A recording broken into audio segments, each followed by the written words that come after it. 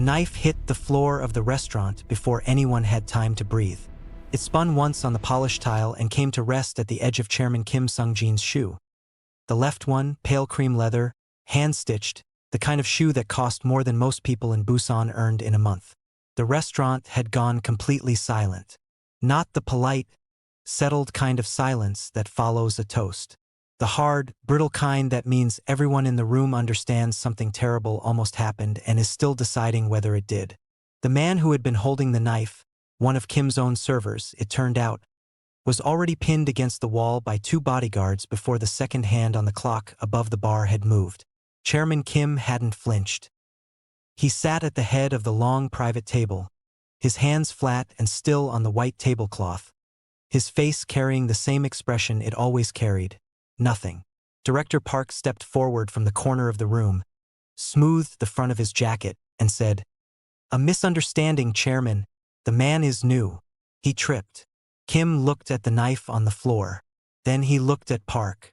"People who trip," he said quietly, "drop plates."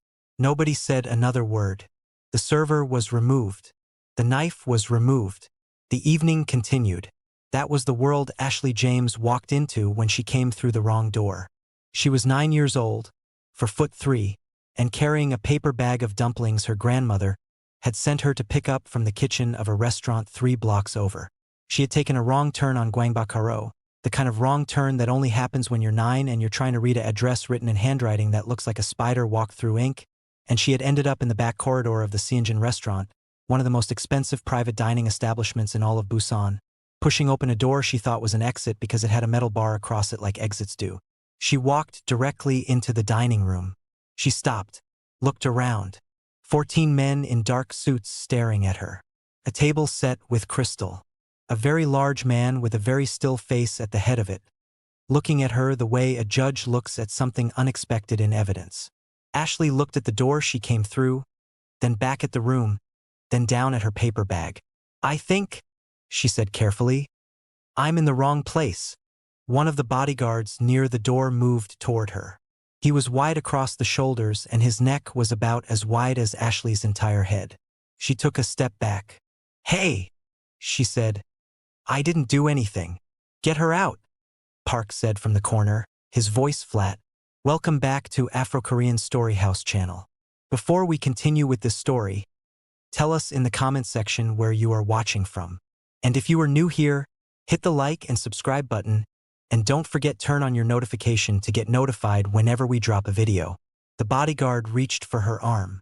Ashley, who had grown up on the rougher side of Siamayan and had learned early that hesitation cost you, twisted sideways, and the paper bag swung with her. The lid of the soup container inside the bag popped open from the movement, and a full arc of hot broth and dumpling oil flew through the air in a clean curve and landed directly across Chairman Kim Sung-jin's shoes. Both of them this time. The room stopped existing for a moment. Ashley stared at the shoes. The shoes stared back, now dark and glistening with broth and oil and what might have been a piece of scallion. She looked up at the chairman. He was looking at his shoes with the precise expression of a man who is choosing, very deliberately, not to react. "I am so sorry," Ashley said. And then, because she was Ashley and she couldn't help it, "But that bodyguard reached for me first."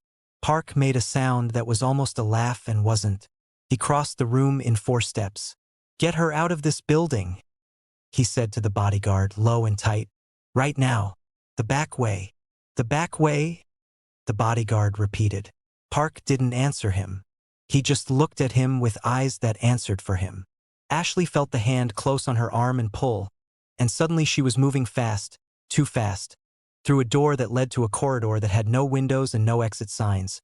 And the paper bag was still in her hand and the bodyguard's grip was the kind that left marks.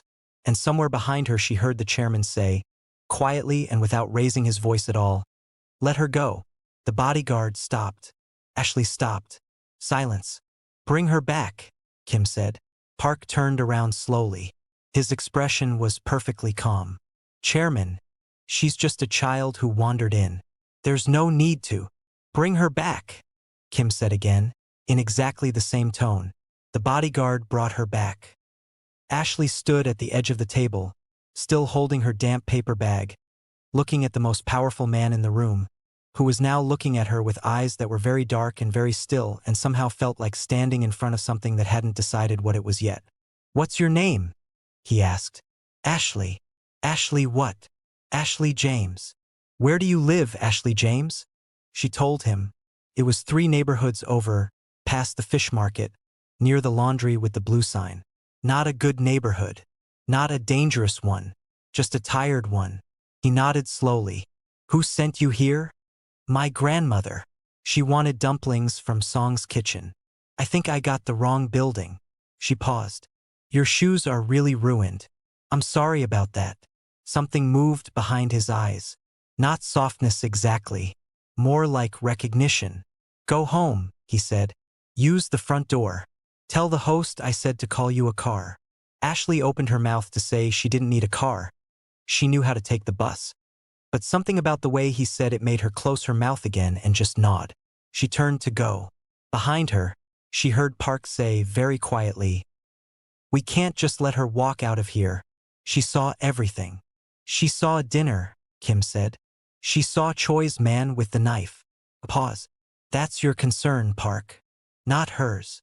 Ashley kept walking. She didn't look back. But she heard it. She heard every word of it. And she was 9 years old, not 4, so she understood what it meant. The car they called her was a black sedan with leather seats that smelled like cedar and cold air conditioning, even though it was a warm evening in Busan and the streets outside Gwangbakaro were loud with foot traffic and the smell of grilled fish and street corn. The driver didn't talk. He looked straight ahead and drove like he'd been told to deliver her safely and quickly, and that was the entire extent of his purpose. Ashley sat in the back and held the soggy paper bag in her lap and thought. She was good at thinking. Her grandmother always said she thought too much for a 9-year-old, that she needed to run around more and sit still in her head less. But Ashley had always found that sitting still in her head was how she understood things that didn't make sense on the surface. Right now, what didn't make sense was this. A man had pulled a knife at a very quiet dinner. Someone in the room, the one called Park, the calm one with the still eyes, had called it a misunderstanding. But the chairman hadn't believed it. And then Park had said, quietly, that Ashley couldn't be allowed to walk out because she had seen too much. And the chairman had overruled him. Why did that matter? Ashley wondered. Why would Park care about a 9-year-old who wandered into the wrong room? Unless what she had seen wasn't really just a knife. Unless the knife was a piece of something bigger and Park was trying to control every piece. She was still thinking about this when the car pulled up outside her grandmother's building and the driver got out and opened her door without being asked, which had never happened to her before in her life. She went upstairs. Her grandmother, Grandma May, whose real name was Kim May-soon, which Ashley always thought was funny since it was also the chairman's last name, was in the kitchen watching a drama on a small tablet propped against the toaster, folding laundry with the automatic hands of someone who has folded laundry 10,000 times. "You took an hour," Grandma May said without looking up. "The soup is cold now. I got lost. You've lived in this city your whole life." "I know." I'm sorry, Halmoni. Grandma May looked up then. She looked at Ashley's face, then at the damp bag, then back at Ashley's face. She had eyes like a woman who had survived things and come out the other side not harder but sharper. "What happened?" she asked. "Nothing," Ashley said. "I went in the wrong building." Grandma May kept looking at her. Ashley kept her face still. After a moment, her grandmother went back to the laundry and said, "Wash your hands. There's rice on the stove." That night Ashley lay in her small bed listening to the city and trying to sort out what she felt. Not fear exactly. She had been grabbed before, by boys on the street, by a market vendor who thought she'd stolen a melon once, and she knew what fear felt like. It was fast and sharp and gone quickly. This was slower, sitting in her chest like a stone she couldn't put down. She thought about Park's face when he said she had seen too much, the way he wasn't angry, the way he was just calculating. She thought about the chairman saying, "Let her go." She thought, what kind of man has someone say, she saw too much about a child and then says, "Let her go"? Either a very good man or a very confident one. Or both. She fell asleep without deciding. The next morning she went to school. She came home. She did her homework at the kitchen table while Grandma May worked the afternoon shift at the laundry 3 doors down. She ate leftover rice with kimchi and an egg. She was perfectly, entirely normal. And then, at 7 in the evening, she went back. She wasn't sure why exactly. She told herself she wanted to apologize properly about the shoes. She told herself she felt like she owed it to him because he had told his guard to let her go, and the least she could do was say a proper sorry instead of a scattered one. These were both true. But underneath them, underneath both of those true things, was the stone in her chest that she hadn't been able to put down. The one that felt like unfinished business, like a question without its answer. She went back to Gwangbakaro. She found the front entrance of Sianjin restaurant, which was very different from the back corridor. All glass and low lighting, and a host in a black suit, who looked at her with the expression of someone who was paid to be polite to everyone regardless of circumstance. "I want to speak to Chairman Kim," Ashley said. The host looked at her for a long moment. I'm sorry. "Chairman Kim Sung-jin. He told me last night to use the front door. I'm using the front door." The host picked up a phone, said something quietly into it, put it down, looked at Ashley again with an expression she couldn't quite read. "Wait here," he said. She waited. For minutes later, the young driver from the night before appeared, June. She would later learn his name was, and he looked at her with the expression of someone who was also surprised to see her but was too well trained to show it completely. "He says to bring you through," June said. "Okay," Ashley said, and followed him. Chairman Kim was not at the big private table. He was in a smaller room at the back of the restaurant, the kind of room that had one round table and a lot of empty chairs and a window that looked out at the Han-like inlet water and the lights of the harbor in the distance. He was sitting alone. There was tea on the table and he was reading something on a slim tablet, and he looked, in that moment, like a man who was tired in a way that sleep didn't fix. He looked up when she came in. Something shifted in his expression. Not surprise, but something adjacent to it. "You came back," he said. "I wanted to apologize properly," Ashley said, "for your shoes. They were very nice shoes." "They were," he agreed. "I'll pay for them. I don't have the money right now, but I can work. I'm good at cleaning things. My grandmother has a laundry." He looked at her for a long moment. "Sit down, Ashley James." She sat. He poured her a cup of tea without asking if she wanted one, which she found interesting. He slid it across the table to her and said, "How old are you?" "9. "Who taught you not to be afraid of things?" She thought about it. "Nobody," she said honestly. "I just figured out that being afraid doesn't help very much." He wrapped both hands around his own cup and looked at the harbor lights through the window. "That's a thing most people spend their whole lives figuring out," he said, almost to himself. "Maybe they're overthinking it," Ashley said. His mouth moved, not quite a smile, but close. They talked for 40 minutes. Ashley wasn't sure how it happened. It started with the shoes, then somehow became about the neighborhood she grew up in, then about whether the dumplings from Song's kitchen were actually good or if her grandmother just said they were because she'd been ordering from there for 20 years and didn't want to admit things had changed, then about what Ashley wanted to be when she grew up. "A detective," she said. "Why a detective?" "Because I'm good at noticing things that don't fit." He looked at her carefully. "What didn't fit last night?" She met his eyes. She had been waiting for this question without knowing she was waiting for it. "The man called Park," she said. "When you told the guard to let me go, Park looked like he was doing math. Not like he was relieved. Like he was calculating." The room was very quiet. "He looked at me," Ashley continued, "the way people look at loose ends." Kim set his tea down. He leaned back in his chair very slowly and regarded her with something in his expression she hadn't seen there before. Not warmth, not coldness. Something more careful than either. "You are 9 years old," he said. "Yes. You should not be in this building." "I know. And yet here you are." "Here I am," she agreed. Another pause. Then he said, "Go home, Ashley James. Don't come back here." "Okay," she said. She stood up, pushed in her chair neatly the way Grandma May had taught her. At the door she stopped. "The man with the knife," she said. "Was he actually new? Like Park said?" Kim didn't answer. "Because his hands were very steady," Ashley said. For someone who was nervous. I noticed that. She left. She did not go home.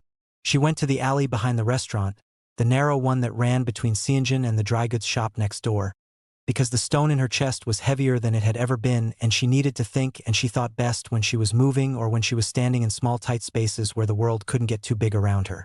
She stood in the alley with her back against the brick wall and closed her eyes and thought about Park's calculating face and steady-handed servers and the chairman's voice saying, "Let her go," like a man who was privately outnumbered and knew it and was choosing his battles. She heard footsteps. Not hers. Someone else's, coming down the alley from the far end. Slow and deliberate. 2 sets of them. Which meant it wasn't someone taking a shortcut. Shortcuts were fast. This was purposeful. Ashley pressed herself flat against the wall and held very still and listened. 2 men. She couldn't see their faces in the shadow, but she could hear them well enough. They were speaking in low, fast Korean, the kind you speak when you don't want to be overheard but you're used to speaking freely. "Tonight," one of them said. "The car leaves at 9:15. Park says the checkpoint rotation changes at 9. 6-minute window. And the chairman? He won't know until it's done. Park will handle the optics. What about the girl from last night?" A pause. Ashley's whole body went cold and absolutely still. Park said she went home. She's a child. Forget her. If she talks. She's 9 years old, from Siamayan. Who's she going to talk to? The footsteps moved past. Ashley didn't breathe until they were gone. Then she stood there in the dark alley in Busan and understood, with a clarity that felt like cold water poured straight into her brain, exactly what was happening. Park was running a coup. Tonight. She didn't know who the rival faction was or why they wanted Kim gone or what handle the optics meant in a world like this. But she knew enough. She knew the chairman was in danger from his own people. She knew there was a time, 9:15, 6-minute window. She knew Park had decided she wasn't a threat because she was 9 and poor and from the wrong side of the city. That last one made her angry in a way that cleared her head completely. She pulled out her phone. She called her grandmother's number first, because Grandma May was smart and had seen a lot of the world and would know what to do. The call rang out. Grandma May always turned her phone off during drama. She called the police. An officer answered. Ashley explained, as quickly and clearly as she could, what she had heard. The officer said, "How old are you?" 9. "But that doesn't matter. I heard them clearly. Are your parents home?" "My grandmother." "She's not answering. Please. Someone is going to get hurt tonight at the Seonjin restaurant on. I'll send this to the duty officer. Okay? You go home and stay with your family." The call ended. Ashley stared at her phone. The clock on the screen read 8:34 p.m. She had 41 minutes. She went back to the front of the restaurant and through the glass door past the host who recognized her now and started to say something, and she walked past him straight to the middle of the restaurant floor and looked around until she found June, who was near the bar talking to another staff member and had his back to her. She walked up behind him and said, "I need to talk to you right now." June turned around. He looked at her. He looked at the front door. He looked back at her. "You were just here," he said. "I know.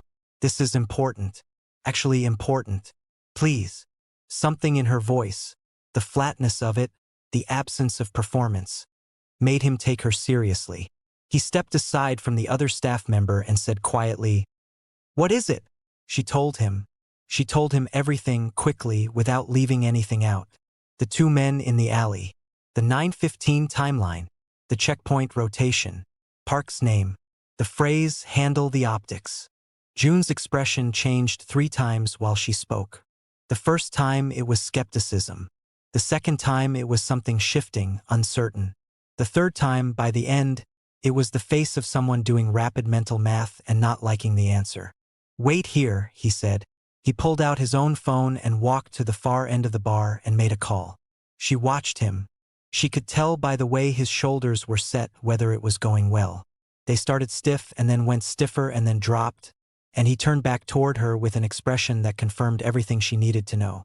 2 of the night guards," he said quietly, coming back to her, "were swapped out this afternoon." Park approved the change. "I just checked with our day supervisor." He looked at her hard. "How did you know?" I told you.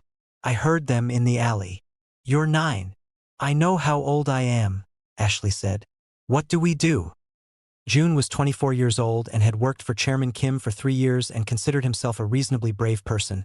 But standing in the bar of Seonjin restaurant at 8:41 p.m. being asked, "What do we do?" by a 9-year-old girl in a school jacket made him feel all of that bravery draining sideways out of him. "I need to tell the chairman," he said. "Then tell him. It's not that simple. Park controls access to the chairman on event nights.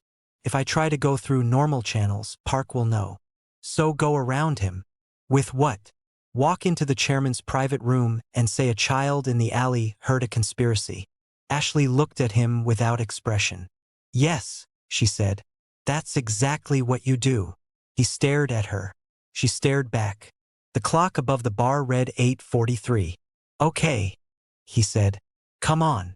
The chairman's private room was at the end of the east corridor, and Park was standing outside it. Of course he was. He was standing with one other man, someone Ashley hadn't seen before, and they were speaking quietly and stopping when they saw June and Ashley coming down the hall, and both of their expressions went through the same rapid change. Surprise, then assessment, then stillness. "June," Park said pleasantly. "What are you doing back here? And why do you have—" His eyes moved to Ashley. "Her. The chairman asked to see her," June said. "Earlier. He said to bring her back before 9. Park's eyes moved between them. "The chairman didn't mention that to me." "He mentioned it to me," June said. A silence like a drawn wire. Park smiled. It was the kind of smile that lived entirely in the lower half of his face. "I'll check with him first," he said. "Of course," June said, and Ashley watched June's hand move to his phone, slow and deliberate. Not to use it, but to make Park think he might. To make Park calculate the risk of the next move with a witness standing right there. It worked for about 4 seconds. Then Park nodded to the man beside him and said, "Take June downstairs. I need to speak to him about something." The man reached for June's arm. June said, "Don't," and Ashley ran. She ran past Park, who was fast but not fast enough, who had not in his calculations accounted for the fact that Ashley James had grown up running through narrow markets and crowded street stalls and knew how to move through small spaces at a speed that adults with longer legs and heavier bodies simply could not match. She hit the door of the chairman's private room with her shoulder, burst through it, and nearly fell over the side table just inside the entrance. Chairman Kim was at the round table with 2 other men she didn't know. All 3 of them looked up. "Park," Ashley said, out of breath, pointing back at the door, "is sending your guards away tonight at 9:15. There's a 6-minute window when the checkpoints change and someone is coming through. I heard 2 men in the alley planning it. June checked and 2 of your night guards were already swapped this afternoon, and Park approved the changes." The 2 men at the table looked at Kim. Kim looked at Ashley. "Say that again," he said, quietly, in the way of someone who heard it perfectly the first time and is buying himself 3 seconds to think. She said it again. Behind her the door opened and Park came in, followed by his associate, followed by June being held by the arm with his face set hard and furious. Park took in the room and his face did something complicated, the calculation cracking underneath just slightly, a fault line showing. "She's a child," Park said. "She wandered in from the street last night, and she's here again, and clearly someone has fed her a story to use her as a distraction." "From what?" Kim said. Park stopped. "If she's a distraction," Kim said, in the same quiet tone he always used, the tone that had no weather in it at all. "From what? What is there to distract me from right now, Park?" The fault line opened wider. "Check the guard rotation," one of the men at the table said, already on his phone. "Chairman, this is—" "Check it," Kim said.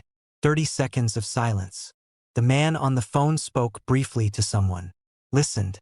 His expression hardened. 2 of the 4 night rotation guards were replaced this afternoon, he said. "The replacements are not on our verified list." Park countersigned both approvals. The room changed. Park's face went very still and then very controlled, which was almost the same as his normal expression but not quite. And Ashley, watching from her corner of the room, saw the exact moment when he decided to stop calculating and start moving. He reached inside his jacket. He did not reach for a phone. June moved first. He threw his weight sideways into Park's associate, which sent them both into the wall, and it gave the two men at Kim's table the half-second they needed to close the distance to Park. And the moment that happened, three bodies converging. Park pulled his hand back out of his jacket empty and stood very still and looked at the chairman with the face of a man who had just watched his entire future change shape. Ashley stood against the far wall, heart loud in her chest, watching. Kim had not moved. Not 1 centimeter. He sat at his table with his tea and looked at Park the way you look at something you already knew about and were simply waiting to confirm. "How long?" Kim asked. Park said nothing. "How long have you been working with Choi's people?" Still nothing. "The server with the knife last night," Kim said. "That was a test, wasn't it? To see how I reacted. To see if I would change my movement plans tonight." Park closed his eyes very briefly, which was all the answer the room needed. "Take him out," Kim said. Not loudly, not with any particular emotion, just the words. They took him out. June pulled himself upright and straightened his jacket and looked across the room at Ashley, who was still standing against the wall looking at the door. Park had been taken through with the stone finally. Gone from her chest. "You okay?" June asked. "Yes," Ashley said. Then, "I broke his door a little bit when I came in." The side table. June looked at the side table. The small vase on it had fallen over. "I think we can let that one go," he said. The room cleared slowly. The two men at the table moved into the corridor with phones pressed to their ears, coordinating the things that needed coordinating, making the calls that needed making. June hovered near the door. The tea on the round table had gone cold. Chairman Kim Sung-jin sat at his table and looked at Ashley James standing against his wall. "Come sit down," he said. She came and sat down. He poured her a fresh cup of tea from a new pot that one of the staff brought without being asked, and he poured one for himself, and for a while neither of them said anything. The harbor lights through the window were the same as they'd been an hour ago, patient and indifferent, and the city outside was still loud with all the ordinary noise of an evening in Busan. "Are you hurt?" he asked. No. "Are you scared?" She thought about it properly, the way she always did. "A little," she said. "But I was more scared when that man grabbed my arm in the corridor than I was just now. Just now I was mostly just moving." "That's how it works," he said. "In the middle of it there's no room for fear. It comes after." "Does it get easier?" she asked. He looked at his tea. Something moved through his face that she couldn't name. Not pain exactly, but related to it. "Some parts," he said. "Other parts don't." She nodded.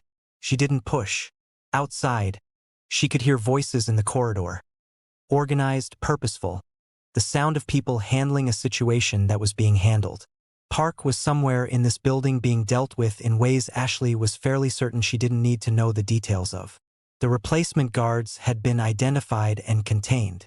The 6-minute window at 9:15 would come and go without anyone walking through it. "You should have gone home," Kim said. It wasn't an accusation. More like an observation. "I called the police first," Ashley said. "They didn't believe me. They rarely do about things like this. That's a problem." "Yes," he agreed. "It is." She wrapped both hands around her teacup the way he had done and looked at the harbor. "Can I ask you something?" "You can ask." "Last night, when Park said I saw too much, why did you overrule him?" He was quiet for a moment. "Because you hadn't," he said. "You saw a knife and a dinner and a clumsy spill. That's not enough to be a threat to anyone." He didn't think so. No. Park's problem was that he was always looking for threats where there were none and missing them where they actually were. He looked at her. Where they actually were was a 9-year-old standing in an alley, apparently. Ashley almost smiled. "I wasn't trying to be a threat. The best ones never are." She thought about that. "Is that a compliment?" "It is." "Okay," she said and drank her tea. June appeared in the doorway. "The situation outside is contained, Chairman. Car is ready whenever you want to move." 5 minutes, Kim said. June nodded and disappeared again. Kim looked at Ashley. "I'm going to have someone drive you home, and I'm going to ask you to not talk about what happened here tonight. Not to friends, not to people at school. Not yet. For how long? Until I tell you it's safe to. She considered that. What if you never tell me? Then you can assume it stayed complicated and use your own judgment. He met her eyes. I trust your judgment. She nodded slowly. Okay. He stood. She stood. He was very tall when he stood, which she'd noticed before, but in the small room with no other large men around it was more apparent. He was the kind of tall that made rooms feel adjusted around him. Chairman, she said. He looked down at her. The man from last night. The one with the knife. Was he one of Park's? Yes. So Park had already started moving before tonight. Yes. Were you testing him? Last night? Letting him think he was managing the situation to see how far he'd go. A pause. You're 9 years old. I know, Ashley said patiently. He almost smiled. The closest she'd seen to a real one. Yes, he said. I was testing him. And he failed. Spectacularly. Because of me, she said. And there was no pride in it, just accuracy. He looked at her for a long moment. Something in his face settled, shifted, became something quieter and more real than his chairman's face. Because of you, he agreed. A 9-year-old with a bag of dumplings and no particular interest in being afraid of things. And bad aim with soup, she offered. This time he actually did smile. It was brief and small and entirely real, and it changed his face so completely that for a moment he looked like a different person, younger, lighter, like someone who had not spent years building walls so high he'd forgotten what the view was like from the ground. Go home, Ashley James, he said. She went home. The car was the same black sedan with the cedar smell. June drove this time. He didn't say much until they were on the highway running parallel to the coast and the lights of Busan were spread out beside them like scattered stars. And then he said, without looking away from the road, you know you probably just changed everything, right? What you did tonight, that's going to matter. For a long time. I just didn't want anyone to get hurt, Ashley said. June was quiet for a while. Most people say things like that, he said finally. You actually meant it. Ashley looked out the window at the water and the lights and the city moving past. She thought about Park's calculating face. She thought about the chairman's almost smile. She thought about her grandmother at home watching a drama with her phone turned off, waiting for rice to stay warm. She thought, the world is full of people doing math on other people. Deciding who is worth worrying about and who can be forgotten. Deciding that a 9-year-old from Siamayan is too small and too unimportant to matter. She thought, that's always going to be someone's worst mistake. 3 weeks later, Grandma May's rent was paid for a year. The payment came from a property management company with a name that meant nothing to anyone on the surface. Grandma May asked the building manager about it and was told it was an anonymous arrangement. Prepaid, nothing more to explain. She stood in the laundry with the blue sign and looked at the receipt for a long time. Then she looked at Ashley, who was folding sheets at the big table in the back, and she said, Ashley, did something happen that I don't know about? Ashley kept folding. A lot of things happen that you don't know about, Halmoni. That is not an answer. I know, Ashley said, and folded the last corner in neatly. Grandma May looked at her granddaughter. This small, still, unsurprisable child who had come into her life like a gift she hadn't known she needed. And she felt something she didn't have a word for exactly. Pride was part of it. Fear was part of it. The particular kind of love that comes from watching someone be more than you expected, more than the world has given them any reason to be. You're too much for 9 years old, Grandma May said. You say that a lot, Ashley said. Because it keeps being true. Ashley set down the sheet. She looked up at her grandmother and smiled, and it was the kind of smile that didn't need anything behind it. No calculation, no performance, no management of how it appeared. Just a kid who had done a hard thing and come home and was standing in a warm room that smelled like clean laundry and her grandmother's cooking and everything that had ever felt safe to her. I'm just 9, she said. I'm not doing anything special. Outside, Busan moved through its evening. Noisy and bright and complicated and indifferent. The way cities always are. And somewhere across the harbor, in a private room above the water, a man who had spent years surrounded by people who feared him was sitting with a cold cup of tea and thinking about a child who had walked into the wrong room and seen exactly what needed to be seen. He did not think about it the way he thought about strategy or leverage or the mechanics of power. He thought about it the way people think about things that remind them they are still, somewhere underneath all of it, human. He did not reach out. He did not call. He had told her it was dangerous to know him, and that was the truest thing he had said all evening, and he was not the kind of man who said true things and then ignored them. But he kept her name, Ashley James, Siamayan, the laundry with the blue sign, and in the ledger of a very old man's very complicated life, in the column of things that had managed, against all odds, to be good, he put her there, and left her there, safe. What nobody knew. Not June, not the two men at the table, not even Grandma May when she found out fragments of it years later, was what happened in the 10 minutes after Ashley left the chairman's private room for the last time that night. Kim Sung-jin sat alone at the round table with the cold tea and the harbor lights and the quiet that comes after noise, and he thought about a thing he had not thought about in a very long time. He thought about his daughter. She would have been 12 now. She had his wife's eyes and her own laugh, something bright and startling that came out of nowhere the way lightning does. Not frightening, just sudden, and beautiful because it was sudden. She had died with her mother in a car on a rain-wet highway outside of Daegu 6 years ago, and Kim had spent those 6 years building walls so high and so thick that the memory of that laugh had become something he could only find in the dark, in the early mornings before his body fully woke up, before the chairman's face put itself back on. Ashley James had not laughed. She was too serious for her age and too careful and too watchful, and she was nothing like the daughter he had lost. But she had looked at him the way his daughter used to, without any awareness of what he was supposed to be, without any performance of fear or reverence. She had looked at him like a person, like he was a person, and he had forgotten, quietly and completely over these 6 years, how much that cost him. He sat with that for 10 minutes. Alone. No staff, no bodyguards, no phone. Just a man in a room remembering that he was still a man in a room. Then he stood up, straightened his jacket, and became the chairman again. But something had shifted. A small, almost imperceptible degree of shift, the kind that doesn't show from the outside but changes the angle of everything going forward. He stopped trusting blindly. He started trusting carefully, which is different, which matters. He cleared 3 more people out of his inner circle over the following month after an audit revealed connections to Park's network that he had been too busy being untouchable to notice. He restructured his security personally. He stopped delegating his own safety to people he hadn't verified himself. None of his associates knew what had prompted this change. Most of them assumed it was the near miss with Park, the shock of betrayal from someone so close. They gave speeches to each other over dinners about how a man like the chairman learns from close calls, about how near disasters sharpen judgment. They were half right.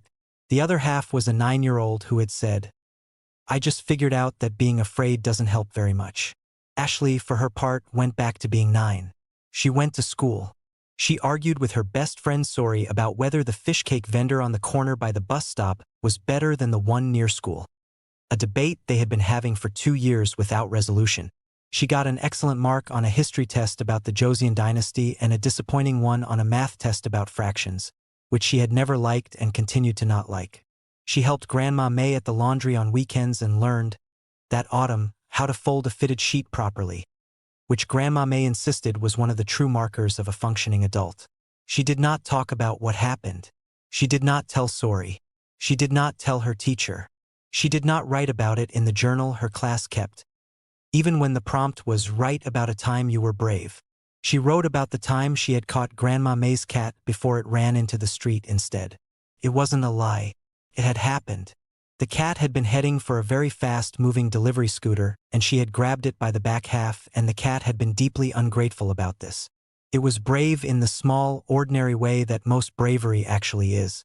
But it wasn't what she thought about at night when the city was quiet and the stone in her chest had long since dissolved and she lay in the dark remembering the harbor lights through a window and a man who looked at her like she was worth looking at. What she thought about in those quiet moments was something he had said. Not about Park or the guards or the conspiracy. Something simpler. Something that had settled into her like the last piece of a thing she hadn't known she was building. He had said, I trust your judgment. 6 words. From a man who trusted almost no one.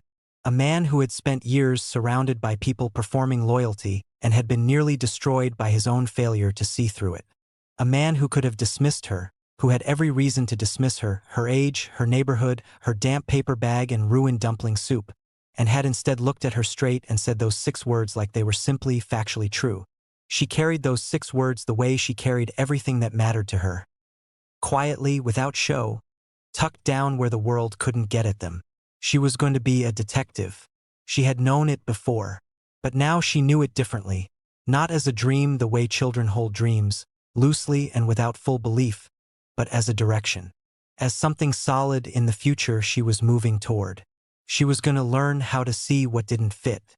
She was going to learn how to move through rooms without being seen, how to read faces, how to understand the things people say in the space between their words. She was going to be very good at it. She already was a little. She would keep going. The world was full of people doing math on other people, deciding who was small enough to ignore. She was going to make that their problem, not hers. She was 9 years old and she had already started. If you made it to the end of the story, drop a comment below telling us what you thought of Ashley. She really is one of a kind. And if this story moved you, hit the like button so more people can find it. Subscribe to Afro-Korean Story House channel and turn on notifications.